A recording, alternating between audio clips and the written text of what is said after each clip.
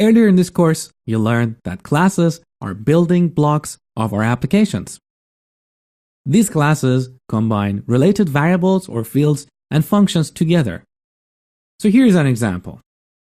In this picture, we have a class called person with 4 fields: name, age, height, and weight. And it also has 4 methods or 4 functions: walk, talk, eat, and sleep. This class is a type or a blueprint from which we create objects.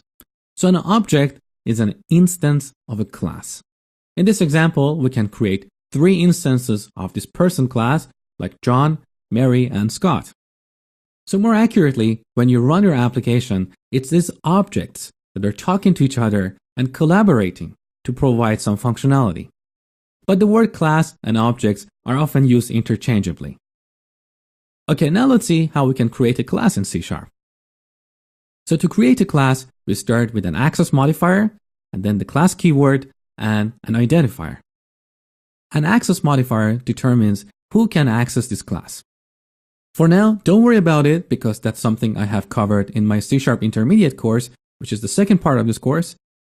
Just remember, whenever you want to create a class, use the public keyword to make that class accessible anywhere in your application. Inside the code block for the class, we can have variables, which we call fields. Also note that when we declare a variable, we need to specify an access modifier. Again, for all examples in this course, we're going to stick to public, and in the next course, we'll take a look at other access modifiers. Note that in C#, anywhere you have a statement, like a variable declaration here, you need to terminate that statement with a semicolon. But you don't have to do that when you have a code block. Your classes can also contain methods. So here is an example. In this example, void is the return type for the introduce method, which means this method does not return any values. And also note that this method does not take any parameters, as indicated by empty parentheses. So it simply outputs the name of the person on the console. Here is another example. In this example, we have a calculator class with 1 method, which takes 2 parameters of type integer and returns an integer. Now that we have a class, let's see how we can create an object. So earlier, you learned that to declare a variable, you start with a type and then an identifier. Creating objects or instances of classes is pretty similar. We start with a type and an identifier, but there is one more step. We need to allocate memory for that object. And that's when we use the new operator. So in C#, classes are treated differently than primitive types. So you need to explicitly allocate memory for them. But the good thing is, unlike languages like Objective-C or C++, you do not have to worry about deallocating that memory. CLR, or Common Language Runtime, will take care of that for you. It has a process called garbage collection, which automatically removes all objects that are not used.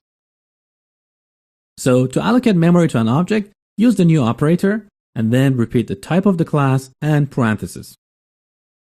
You can make this code a bit shorter by using the var keyword that you learned earlier. And now that we have a person object, we can access its members like name field or the introduce method using the dot notation. So in this example, I set the name of this person and then call the introduce method. Now let's see what is that static modifier that you saw in our first C# program. So here is the calculator class that you saw earlier.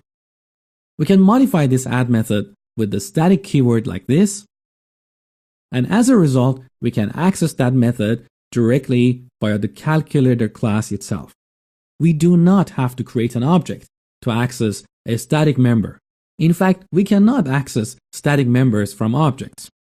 So what is this all about? Why do we need this? Well, let me show you what's happening behind the scene, and then you will have a better understanding of this. So without the static modifier, when you create 3 objects of this calculator class, each object in the memory will have the add method. But when you apply the static modifier, that add method will be only in one place in memory, and that is the calculator class itself. So it's not going to be repeated 3 times in memory. But why do we need this? We use the static modifier when we want to represent a concept that only a single instance of that should exist in memory. Here's an example. Remember the program class in our first C# program? So there we had a main method, and main was modified with the static keyword, which means there is only one instance of the main method in memory. There is only one entry point in each C# application. Current datetime is another example. You don't want to have multiple datetime objects in memory, each representing a current datetime. You want only one place in memory where you can look at the current datetime. So all I want you to know for now is that when you modify any members of a class, whether it's a field or a method, with a static modifier, that member will be accessible from the class itself, not an object.